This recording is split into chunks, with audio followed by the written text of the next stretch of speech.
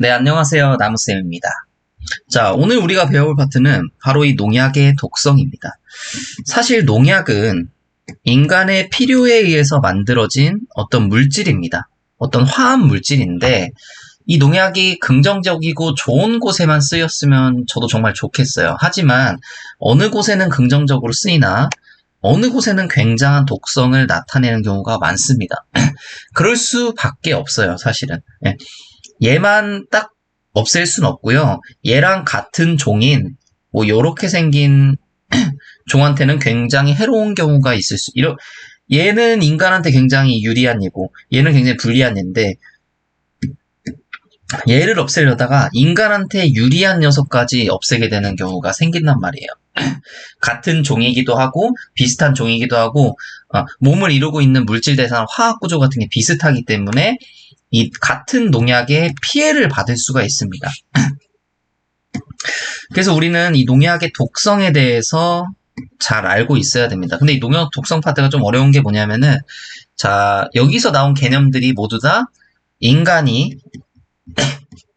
확립해. 인간이 발견하거나 관찰해서 만들어진 게 아니고, 인간이 만들어진 그 농약에 대해서 인간이 따로 개념을 확립시켜서 그래요. 그렇기 때문에 좀 어려운 부분들이 있습니다. 보통 이렇게 확립시키는 분들은 학자분들이시기 때문에, 저와 같은 이제 일반인 같은 사람들은 사실 이 개념에 대해서 알기가 참 힘들죠. 그래도 시험에 나온다고 하니까 우리 한번 배워보도록 해봅시다. 자, 처음에 독성 기준이 있습니다. 어떤 것을 가지고 이게 독성이 있느냐, 없느냐 판단하는 건데, 지금 여기서 말하는 것은 이제 급성 독성입니다.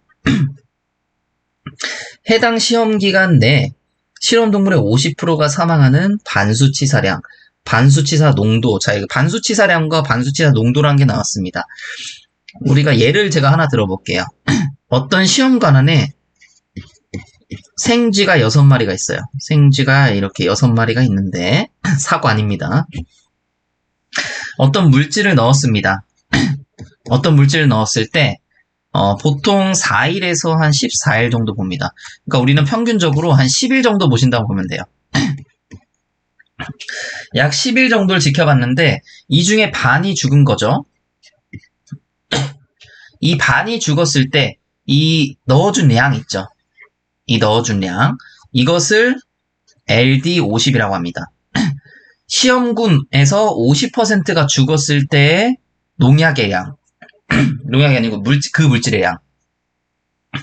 이걸 LD50이라고 합니다. 자, 그럼 LC50은요? 이걸 양이고, 이걸 단지 농도화 시킨 게 이제 LC인데, 왜 이렇게 어려운 개념을 이렇게 또 하나 만들었냐? 바로 이 농도 개념은, 바로 기체를 넣었을 때입니다. 여기 넣는 물질이 대부분 고체나 액체거든요. 대부분이. 고체나 액체를 입으로 먹이거나, 이제 경구로 먹이거나, 아니면은 피부에 흡입시키거나 피부에 주사를 넣는 경피로 작용하게 하는데, 그게 아니라 기체로 해서 흡입하는 경우가 있어요. 기체로 해서 흡입하는 경우는 이 농도 개념을 씁니다. 농도에서 이 ppm 개념을 도입하게 되거든요. 죄송합니다. 네. 어쨌든 그런 개념에 있어서 이 반수치사량과 반수치사 농도가 있다. 이것은 이 물질이 얼마나 급성으로 독성을 나타내느냐, 급성 독성을 나타내는 기준으로 이 두 가지가 쓰이죠. 자, 그 다음 만성 독성, 지속적이고 반복적으로 약재에 노출되어 생긴 독성, 뭐 디옥신, 또 고엽제 이런 녀석들이 있다고 하네요. 어쨌든 이건 그렇고, 자, 그 다음에 좀 헷갈릴 만한 녀석들이 있습니다. 바로 이 최대 무작용량과 그 다음에 나오는 건데, 최대 무독성량, 노L과 노L, 이렇게 두 가지.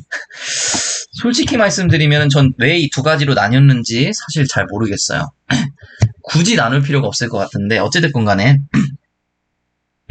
한번 읽어보죠. 최대 무작용량, 시험 물질을 이용한 동물 실험 시 체중 변화, 신진대사, 발암성, 생식력 등에 관한 다양한 검사를 했을 때 시험 물질을 투여받지 않은 그룹과 비교해 차이가 보이지 않는 최대 섭취량. 투여군과 대조군과 비교 시 생물학적으로 어떠한 영향도 없다고 할 수 있을 때 최대 무작용량을 우리는 노L이라고 하고요. 이 무독성량은 노L인데 이것은 독성시험 시 대조군에 비해 바람직하지 않은 영향을 나타내지 않은 통계학적으로 유익한 차이를 보이지 않는 최대 투여 용량. 그러니까 이게 무슨 말을 하냐면은 자 여기에 다 나와 있어요. 동물 독성 시험을 합니다. 동물한테 독성을 주입을 해요. 그 독성을 주입하는데 이게 유해 영향이 관찰되냐 관찰되지 않느냐 관찰되냐 관찰되지 않냐 요거를 보통 이제 하게 되는데 대부분 뭐 쥐나 아니면은 뭐 개, 원숭이 뭐 이런 식으로 하거든요. 죄송합니다. 쥐 같은 경우에는 2일, 개 같은 경우에 1일 동안 이제 뭐 어떤 물질을 투여를 하는 거예요. 투여했을 때 정말 아무런 영향이 없다. 아무런 영향이 없다고 하면은 이 최대 무작용량과 최대 무독성량, 이 노L과 노L 두 가지를 이제 사용하게 되는 거예요. 근데 어떨 때 노L을 사용하고 어떨 때 노L을 사용하게 되느냐. 일단 물질을 넣습니다. 물질 넣었을 때 지금 여기 보시면 adverse effect level이라고 있어요. 이거 observed adverse effect level. 이게 노L이고 여기서 얘만 빠진 거, 이 adverse만 빠진 게 이 노L이란 말이에요. 그러면 이 adverse가 뭔지 알아야겠죠. adverse 인터넷 검색하시면은 부정적인이란 단어가 나와요. 부정적인. 이거대로 직역하시면 됩니다. 부정적인 영향을 미치지 않을 때, 부정적인 영향을 미치지 않는 것은 이 노L이고, 부정적인 영향을 미치지 않는 것은 노L이고요. 그 다음에 문제가 되지 않는 영향이면은 노L입니다. 여러분 솔직히 말씀드릴게요. 저는 이거 구별이 될 수가 없다고 생각하는 게 지금 이 노엘 같은 경우는 부정적인 영향이라고 하는데 이 독성 자체가 이미 독성이라는 말에 부정적인이라는 의미가 내포되어 있잖아요. 그렇기 때문에 이 노엘도 마찬가지로 어떤 영향이 생기면은 그것은 안 좋은 영향의 가능성이 굉장히 큽니다. 이 독성이기 때문에. 그래서 이 둘을 구분하는 것이 솔직히 저는 바람직하지 않다고 판단이 되고요. 그리고 지금 이 노엘은 최대 무작용량이고 이게 노엘 같은 게 최대 무독성량인데 이게 제가 이렇게 쓴 이유는 법에 기재되어 있어요. 법에 기재되어 있는 용어를 그대로 썼을 뿐이고 사실 이 노엘이 무작용량이라고도 많이 불러요. 실제로. 실제로 얘가 무작용량을 많이 부릅니다. 그래서 이 둘의 차이를 여러분들 굳이 나누려고 이해하시지 마시고 그냥 제가 여기 책에 넣어놓은 정도 있죠. 요 정도까지만 알고 계시고 일단 이 노엘이건 무슨 말이다? 어떤 이제 실험군에다가 이제 물질을 투여를 합니다. 이 물질을 투여했을 때 독성이 나타나지 않는 그 양, 독성이 나타나지 않는 양, 어떤 영향을 주지 않느냐, 이 양을 노엘이라고 한다. 요렇게만 일단 이 정도 개념만 가져가시라고요. 만약에 이거 구분한 문제를 낸다. 정말 그건 제가 봤을 때 심각한 문제입니다. 정말 안 좋은 문제예요, 그거는. 네. 물론 낼 수는 있겠죠. 법적으로 구분이 되어 있으니까 낼 수는 있는데, 이거는 정말 뭐 말장난 하는 것도 아니고 사실 좀 어려운 부분이 있죠. 자, 이 노엘과 노엘에 따라서 우리가 이것을 구할 수 있습니다. 바로 1일 섭취 허용량이에요. ADI라고 불리는 건데 한번 읽어보죠. 의도적으로 사용하는 화학물질에 대해 일생을 섭취하여도 유해 영향이 나타나지 않는 1인당 1일 최대 섭취 허용량입니다. 1인당 1일 최대 섭취 허용량. 그러니까 어떤 물질을 일생 동안, 평생 동안 섭취하여도 이 유해 영향이 나타나지 않는 그 1인당 1일 최대 섭취 허용량 우리는 ADI라고 합니다. 그래서 이 ADI를 어떻게 구하냐면요. ADI 같은 경우에는 사실 이것도 제가 적긴 했는데 좀 애매합니다, 사실. 이 노엘. 얘는 100이라고 했고 얘는 안정계수라고 했죠. 안정계수가 대부분 100이에요. 안정계수가 100입니다. 여러분 안정계수 왜 여기 100을 나눠주냐면요. 100을 나눠주는 이유가 있습니다. 자, 최대 무작용이 아까 뭐라고 했어요? 이 노엘 뭐라고 했습니까? 어떤 물질을 투여했을 때 아무런 영향이 없을 때의 량이라고 했었죠. 아무런 영향이 없을 때의 량. 예를 들어서 그 량이 10이라고 봅시다. 10이라고 봤는데 아무리 영향이 없다고 하더라도 우리는 인체에 들어가는 것이기 때문에 2번, 3번 안전장치를 어떻게 해야 돼요? 견고히 해야 될 필요가 있습니다. 그래서 안전계수를 이렇게 더 주는 거예요. 10을 넣어야 되는데 그보다 더 작게 만들어 버립니다. 10에서 지금 어떻게 됐어요? 100분의 10이니까 0.1이 됐죠. 네, 이만큼 줄어든 거잖아요. 100분의 1로 만들어 버린 거잖아요. 그쵸? 100분의 1을 곱해준 거잖아요. 자, 이런 식으로 안전계수를 넣는데 이게 독성이 좀 강한 것들은 안전계수를 뭐 1000을 넣기도 하고 뭐 3000을 넣기도 합니다. 하지만 대부분 100을 넣는다.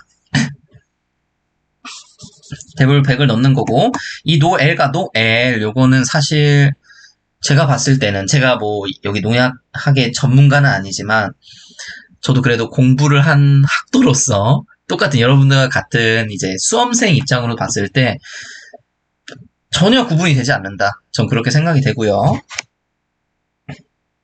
혹시 이거에 대해서 명확하게 구분을 시킬 수 있는 분이 있다라고 하시면은 언제든 카페나 댓글에 남겨주세요. 저도 정말 이해를 하고 싶은데 이해를 할 수가 없더라고요. 이 노엘과 노엘의 차이점에 대해서. 네, 여러분 어쨌든 그렇습니다. 다음은 이론적 1일 최대 섭취량입니다. 이론적 1일 최대 섭취량. 이론적으로 봤을 때 1일 최대 섭취량 TMDI라고 불리고 잔류 허용 기준이 정해져 있거나 정해질 식품의 잔류 허용 기준량에 각 해당 식품의 1일 섭취량을 곱한 양을 모두 합한 양. 이론적 1일 최대 섭취량이 1일 섭취 허용량의 80% 이하 수준이 되도록 설정. 자, 이 부분이 중요합니다. 이론적으로 1일 최대 섭취할 수 있는 양은 이 1일 섭취 허용량, 제가 아까 말씀드린 ADI 있죠. ADI, 안전계수까지 나눈 양. 이제 사람이 평생, 일생을 섭취하여도 문제가 되지 않는 양 있죠. 그 문제가 되지 않는 양의 80% 이하 수준이 되도록 설정을 해주는 게 바로 이 이론적 1일 최대 섭취량이고, 자, 1일 섭취 허용량, 1인 1일 섭취 허용량 MPI는 이 ADI에서 한국인 평균 체중, 보통 이거를 60kg를 곱해줍니다. 자, 이 ADI 같은 경우에는 1kg을 기준으로 갔죠? 그쵸. 1kg을 이제 기준으로 가는데, 요거 같은 경우에는 이제 한국인 평균 체중을 구함으로써 이 1인 1일 섭취 허용량 이제 실질적으로 나오게 되는 거예요. 이걸 보통 60kg를 주게 됩니다. 자, 다음은 잔류 허용 기준입니다. MRL이라고 불리는 건데 법적으로 허용하는 최대 잔류 농도. 우리가 토양이라든지 요런 데 이제 농약이 잔류할 수 있잖아요. 그쵸? 어디까지 잔류할 수 있도록 상한선을 그어주는 거죠.